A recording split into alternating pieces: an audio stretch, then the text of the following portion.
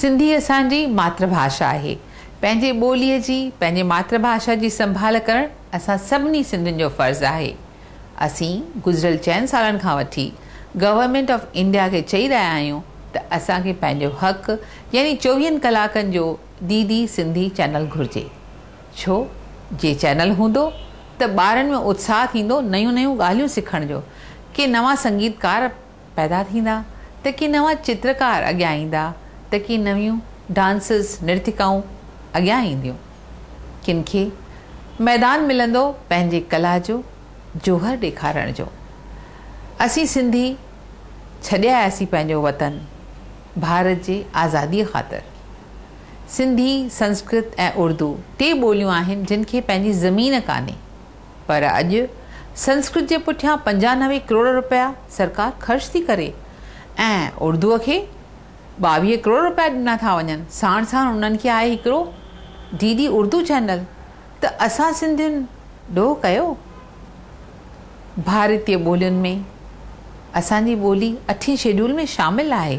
असांजे ॿोलीअ जी संभाल करणु सरकार जो फ़र्ज़ु आहे। त पोइ असां सां ही कहिड़ो वर्ताव? अॼु लोकशाहीअ में तइदाद जो यानी नंबर खे वॾी माना आहे।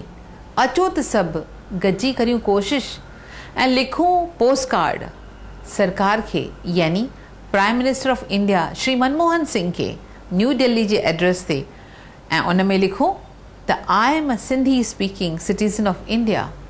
V left our motherland for the independence of India.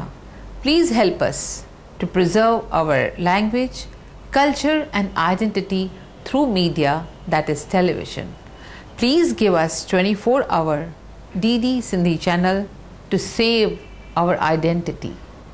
मूंखे पक आहे त सभु सिंधी हिन चेटीचंड जे मौक़े ते इहो कमु ज़रूरु कंदा ऐं ढेर सारा ख़त, 5 लख खां वधीक ख़त जे सरकार ते पहुता त पक ॼाणो सरकार सुख सुम्ही न सघंदी ऐं असीं कामयाब थींदासीं पंहिंजी कोशिश में, ऐं असांखे मिलंदो पंहिंजो निजो 24 कलाकनि वारो DD सिंधी चैनल।